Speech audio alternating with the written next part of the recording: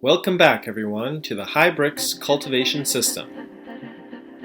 Today, we're going to talk about tests and tools for monitoring the progress in your garden or your farm or your grow. So first I want to address the question, why test? Why would we want to use tests to measure what's going on in our plants? There's a lot of us that make garden largely by instinct. I often think that gardening is a mix of a science and an art. So some people who are doing things more by instinct might be tempted to say, well, I don't really need the science part, or I don't really need the measurement, I can look at my plants and know if they're doing well or not doing well. And that may be true to some degree, for sure. The problem with that way of thinking, especially with the type of growing that we're trying to promote here, is that if you look at a plant that's been fertilized, that plant might look great. But what's missing from that is that it has empty growth. It might be bright and green from applying nitrogen fertilizer, but there's not the nutrient density that we're looking for in a HyBricks plant. And so there are some things that you've got to measure that are kind of go beyond our human senses. There's some extra tools and extra measurements that can help us to achieve what we want to achieve. And so this really goes back to this quote here from Peter Drucker, who is a famous businessman who came up with a lot of different business management techniques in the last few decades. He says, "You can't manage what you can't measure." So how are we going to manage our plants so that they have higher nutrient density, higher bricks, if we don't measure something like that? Now in this lesson we will talk about measuring bricks, but we're going to go a little beyond that and talk about some other tests that can be used to measure useful parameters in your plants and your soil.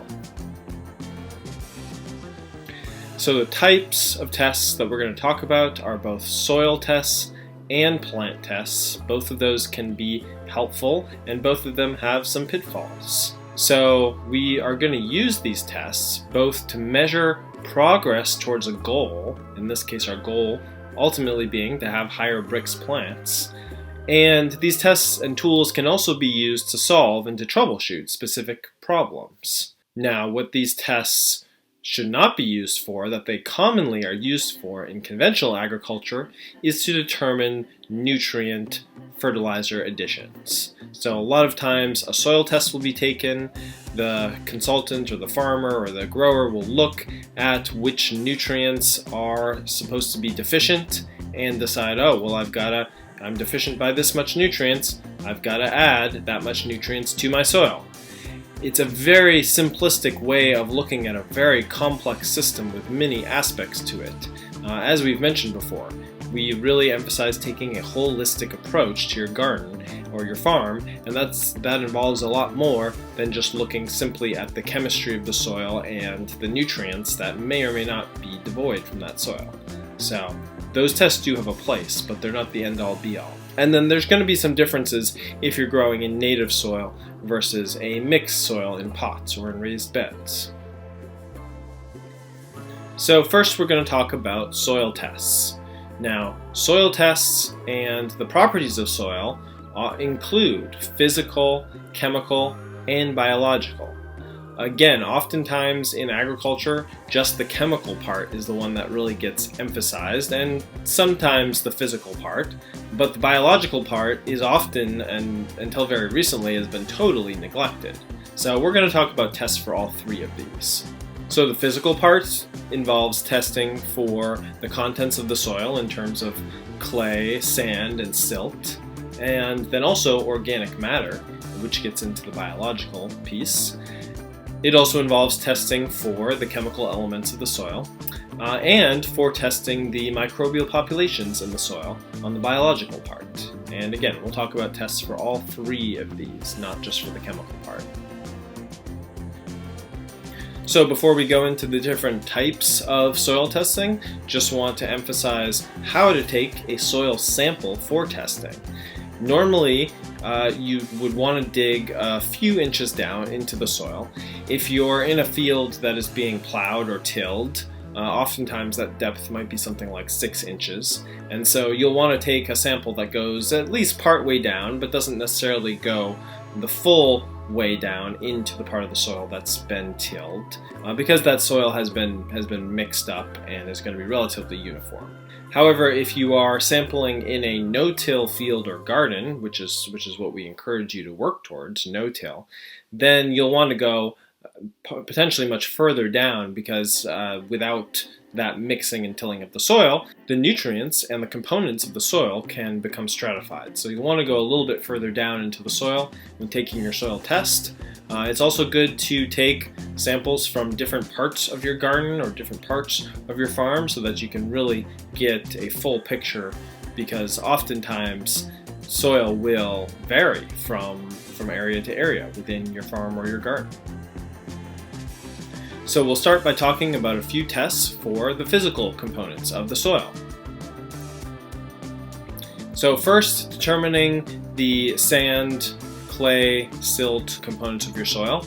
This can be done by sending away to a laboratory for this test, but it can also be done relatively simply and inexpensively with the setup that you can see here with these jars. You may have heard of this type of test before. You can find video instructions about it on the internet, but I just want to make sure everybody's familiar with this type of soil testing. It's really quite simple and really effective. So what you do is you take your soil sample, you put it into a full jar of water, shake it up really vigorously, and then you let it sit for at least an hour, but some people recommend waiting as much as 24 hours just to make sure that everything has settled out properly. And then you're going to look at the different layers that have formed, because inevitably the soil will have separated into layers, and you can usually see the difference in those layers pretty clearly. And then what you'll want to do is take a tape measure or a ruler and measure the total depth of all of that soil, and then measure individually the length of each of those layers. So let's say that your total depth was 10 inches. So if your layers are broken down into, say, like on the left side here, we have what looks like could be as small as a 1-inch layer, and then another 1-inch layer, and then maybe a 7 or 8-inch layer, that will determine your percentage of each component of the soil. So the top ones are going to be the more fine particles. That means clay will be at the top, silt is going to be the middle layer, and sand is going to be the bottom layer. So you'll just want to divide the length of the layer by the total length of your soil sample, and that will tell you the percentage of that particular component. Now I want to add the caveat that this type of test is probably not going to work in most cases for a mixed soil. Most mixed soils have a very large organic matter component. Some of them, in fact, are almost all organic matter.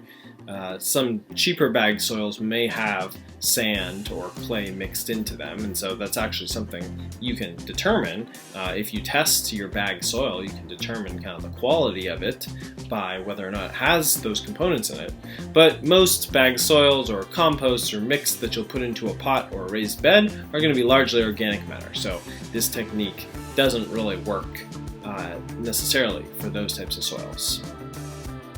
Now, a second type of physical test that can be really important to do, especially if you're buying or renting new land that you intend to farm or garden on, is to get a perk test and an infiltration test.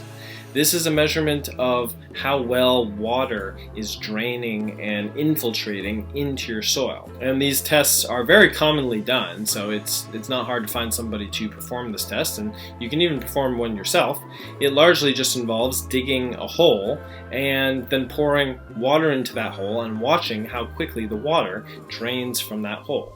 So if it drains pretty quickly, that's generally a good thing. It means that you have good drainage in your soil. If that water stays stagnant for a long time, for hours and hours, then that's not a good sign. It means you've probably got some sort of layer of compaction there, and you're not going to have very great drainage in the soil. Of course, if the water drains far too quickly, that could be a bad thing as well. It might mean you have a more sandy soil, but it's not the end of the world. And then an infiltration test is just simply measuring how quickly the water absorbs soil, and you can perform this by just simply pouring water on the surface of soil and seeing how quickly the soil absorbs it. Now again, these tests are pretty important because how the soil holds and drains and absorbs water is a really crucial component for growing, and it's going to have a big determination on how well your plants grow and how high of bricks content you can get in your plants. Alright, so now on to the chemical tests for soil. These are some that you're probably a little bit more familiar with. This is kind of the more common soil test. It will typically give you readings of all the different major macronutrients and a lot of the micronutrients that we know are important to plant growth. We're adding new micronutrients quite often now, as we realize, as our science is realizing that more and more micronutrients are actually really important to plant growth. But you'll see most of those on here. You'll also see, of course, a pH measurement, electrical conductivity, cation exchange capacity, and soil organic matter percentage. And you'll want to pay attention especially to the cation exchange capacity and the organic matter percentage, especially if this is a native soil. If you're working with some sort of bagged soil or other material like a compost, you'll want to get a compost test rather than a soil test. A compost test is designed to expect a much higher percentage of organic matter, somewhere around 50% or more organic matter, versus a soil test is typically going to expect somewhere in the range of 0 to 10% organic matter. Now, as we mentioned, these tests have limitations to them. The purpose of taking this kind of test is not just to see whether you're devoid in a certain nutrient and then to add that nutrient to your soil. For example, this test shows a deficiency in boron and moderate medium levels of potassium. So are you going to go out and just add a potassium fertilizer to the soil? Well, we would recommend against that. There are other things that you can do, and you've got to take a more holistic look at this. Another thing to consider when you're getting these soil tests is that there are different methods used for determining the levels of these nutrients in your soil. So for example, two of the more popular soil testing methods include the modified Morgan test and the Mehlich 3 test. These two tests will typically give different levels of nutrient in the soil. So the modified Morgan is designed to show the nutrients that are more immediately available to the plant, whereas the Mehlich 3 is more likely to measure all of the nutrients that exist in the soil. In either case, these nutrients may not necessarily be available to your plants, even if they exist in the soil. Availability has more to do with the biological side, which we will of course get into. But it is at least a starting point to tell you the amount of nutrients in your soil. You've just got to take it with a grain of salt. And you may come back, if you got these two different tests, you may come back with very different levels from each of them, and labs don't necessarily tell you up front which method they're using. You're probably going to have to inquire especially about that. So it's an important piece of information to know which type of method is being used for this test. Now the Haney test is a more recent soil test that has been developed to try and take a more holistic look at soil health. And a lot of leading regenerative farmers like Gabe Brown are using this test to try and get a better idea of really what is the health of their soil, at least from a chemical perspective. And to some degree, this test does even take into account the biological aspect of the soil. For example, just to point out a few of the measurements that are highlighted with arrows here, the water extractable organic nitrogen. This is a measurement of the nitrogen that is in your soil and not necessarily immediately available to plants, but is in transition between decomposing organic matter and stable organic matter in the soil. And this is kind of like a measure of your reserve of organic nitrogen. It's the inorganic nitrogen, or the ammonium and the nitrate nitrogen, that are readily plant available and that conventional farmers are typically concerned with.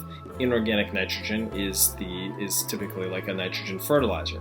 Organic nitrogen is the nitrogen that's bound up in the organic matter or in the biology of the soil. So by looking at the organic nitrogen, we start to get a slightly better picture of really what is available to our plants. Another important metric I want to point out here is the carbon to nitrogen ratio of the soil.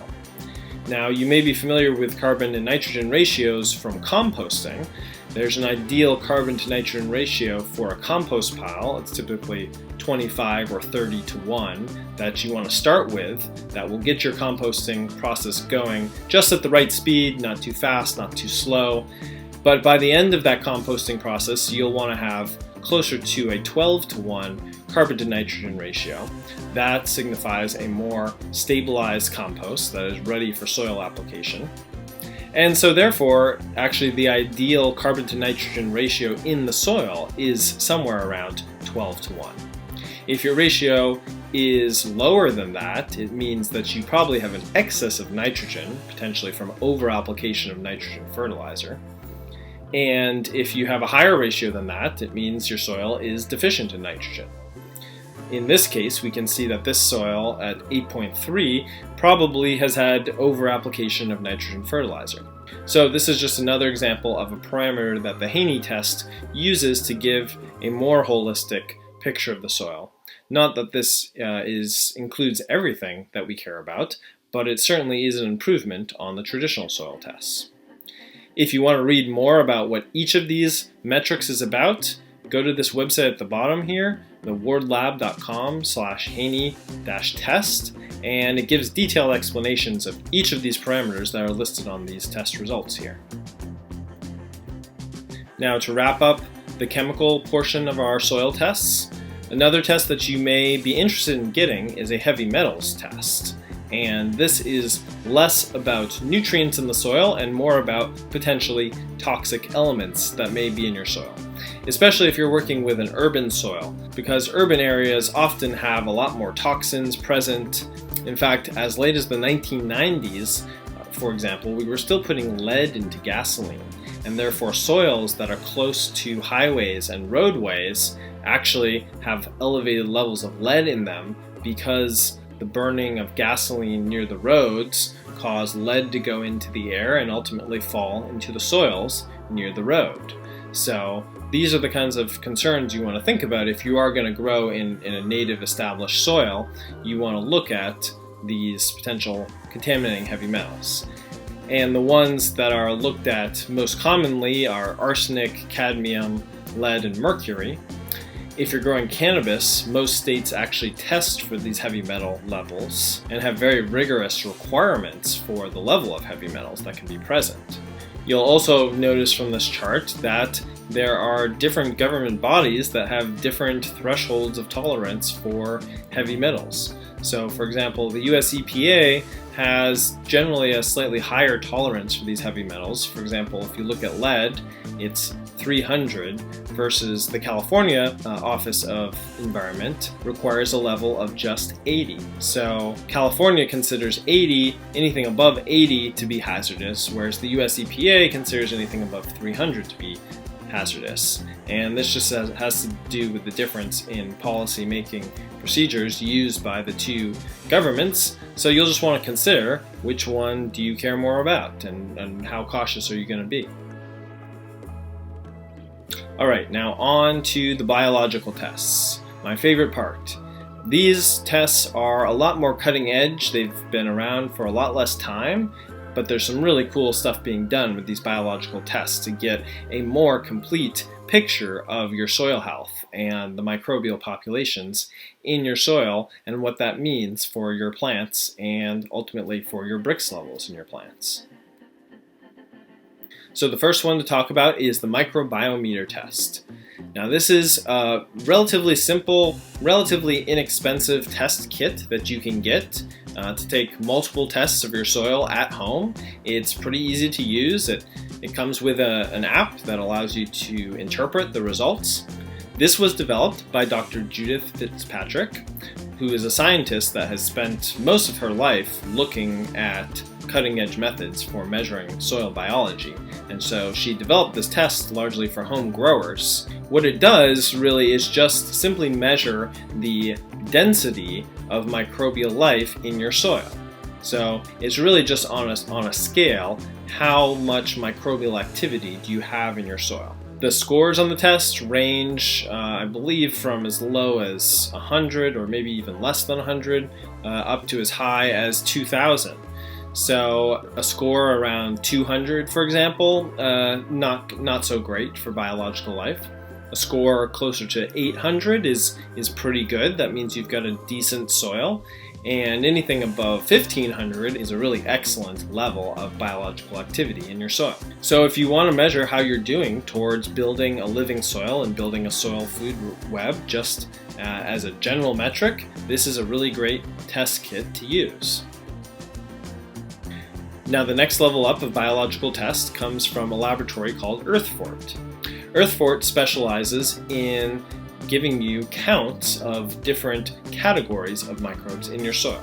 So they break down fungi, bacteria, nematodes, protozoa, so really the major groups of the soil food web, and they tell you what are the levels, and they will actually tell you, is this a good level, is this not a great level for your soil. You can order these counts separately, so you could order just a count of bacteria, or you could order bacteria and fungi, or you could get the whole gamut: bacteria, fungi, nematodes, protozoa, amoeba even. So they test a number of different groups in your soil, and this gives you a more detailed picture of your soil food web health and how you're doing in that area. One thing that's really great about this test is you'll see on the right hand side there the commentary. They give you some notes that helps you interpret the test and tells you, hey, is this good, is this not so good? So you can see from this test that this substance being tested has a good fungal biomass, although it may have little fungal diversity. It also has very high bacterial biomass. In fact, that red number there means that the bacterial biomass is so high that there may be a concern about having pathogens present. But if you're concerned about pathogens, you can also get that test done as well through Earthfort to see if there are pathogens present. Most soils are not going to have pathogens present in meaningful levels. That would really be more for if you wanted to test a compost tea, which Earthfort often does. You would want to make sure that pathogens haven't gotten into your compost tea. Now the microbiometer kit costs about $130, and it comes with multiple tests, and you can restock those tests pretty cheaply. The Earthfort tests start at about $80 a piece and go up to a few $100s depending on how many different parameters you want to test. So they are a little more expensive, a little bit more accessible to a commercial operation, but if you have the money and you want to get a more full picture of what your soil food web looks like, they're a great laboratory to do that with. And here you can just see the rest of the Earthfort test. You can see that they will also test for things like E. coli and even pH and electrical conductivity. Now the next biological test we'll cover is called microbial matrix. So this one drills down even a little bit further than what Earthfort does, and it looks at specifically a bunch of different bacterial groups. So rather than just telling you how many total bacteria you have, it tells you about the different bacterial groups, especially ones that we care about, like fluorescent pseudomoniads, phosphorus solubilizing bacteria, nitrifying bacteria. And so you can see those different groups here along with fungi. So in some ways this is a comparable level of detail to the Earthfort test, but just giving you a little bit more visibility specifically on the bacterial side of things. Finally, the last biological test we'll talk about is from a company called Biomakers. Now, Biomakers is doing some really cutting-edge stuff. They are taking a DNA level analysis of a given microbiome. So you can give them a sample of your soil and they will come back with a list of all of the microbes, bacteria, well, not all of the microbes, but they will come back with a list of all of the specific bacteria and fungi, at least at a genus level and occasionally down to the species level. They will list everything that is present in your soil, and then they also analyze those groups to tell you what are the different functions of these microbes in your soil. Now, of course, these tests are the most expensive. They run about $200 a piece, but they give you a really detailed picture of your soil or of your amendment and the microbial communities and what those communities can do. So we can see here, these are just some excerpts from the Biomaker's report.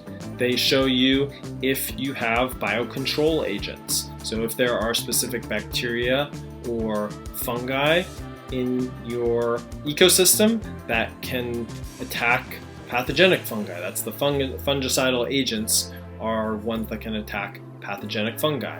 Insecticidal agents, nemacidal agents. So again, microbes that can defend your plants from parasitic nematodes. So now we're going really into detail about the functions here. And those percentages that you see are just telling you the percentage of the total community that is responsible for performing this function. So 0.33 may seem like a small percentage, but as long as you've got even just a very small percentage of fungicidal agents in there, that means that your community has the capability to defend against pathogenic fungi. It doesn't necessarily have to be a really high percentage. Another thing Biomakers looks at is hormone producers. So microbes, especially bacteria, produce plant growth hormones, natural plant growth hormones that are crucial for the plant's growth and that can actually help accelerate the growth when they're in large numbers. So that includes cytokines, auxins, and gibberellins. And again, they're measuring how much of the microbial population is helping to produce these natural growth hormones. They also tell you if you have microbes that are helping with all these different kinds of adaptation to stress, like salt tolerance, heavy metal solubilization, so essentially bioremediation or detoxifying your soil. Polysaccharide production. Polysaccharides are very important for plant growth. So again, a lot of different detail about how your ecosystem can adapt to stress. And then finally, they break down how much of the microbial population is helping with different types of nutrition. And before nutrition, they start with carbon, because even though carbon is not a nutrient, it is essential for life, as we know. So they look at carbon pathways, then they look at nitrogen pathways. And then they break down all of the major and minor elements that are required for proper plant nutrition. And again, these percentages just simply represent how much of that microbial population is able to make these nutrients available to the plant. Alright, now finally, we're going to get into some tests that you can do on your plants rather than on your soil to measure your progress. Now, there are some folks in the agricultural community who are talking about the benefits of sap and plant tissue analysis as an alternative to looking at nutrient deficiencies in the soil. Now, instead, we're going to look at potential nutrient deficiencies in the plant itself, either in the tissue of the plant or in the sap of the plant. And a test like this can be helpful in certain situations. However, some promoters of the eco-agricultural approach would say that these tests are, again, really just looking at a symptom rather than the root cause of a problem, or rather than looking at a specific result that we may want to achieve. Looking at nutrient deficiencies doesn't necessarily give you the whole story. And in fact, it's been shown that there's not really a strong correlation between nutrient deficiencies identified by a tissue analysis versus a Brix reading. So even though we know that a high Brix plant is going to have all of the nutrients that it needs, there may be more to the picture that we're missing from just getting a tissue analysis. So finally, we're going to talk about doing a Brix analysis, which is really what our ultimate goal here is, to get a high Brix plant. And so we want to measure that as a result. We want to measure the Brix levels in our plants to see if we're getting closer, or if we have achieved that high Brix level that we're looking for, that will make our plants resistant to pests and diseases, and that will give them the most nutrient density and full terpenes and everything that we want to have. So Brix, again, is really the ultimate test for plant health. It's measuring the result rather than the symptom, and as opposed to the cause. Now, it is important to find the cause of a potential problem, and that's just simply a different parameter that we might want to measure, the cause versus the result that we're looking for. So just to be clear, Brix is measuring our result. Now, if you're looking for more information about how to measure Brix, it uses a refractometer that you can see pictured here. We have more detailed instructions about that in the Prevent Any Pest 5-part mini-series, which you may have already signed up for. If you haven't, you can just go to learn.everfluxtechnologies.com and sign up for that mini course. It's free, and there's a whole lesson about how to use the refractometer and how to take samples of your plants in order to measure Brix and what numbers of Brix you're going to be looking for. Alright, so that's the end of our lesson for today. Next week we're going to be talking about genetics, starts, seeds, clones, and what plants do we want to plant. So we'll see you next week.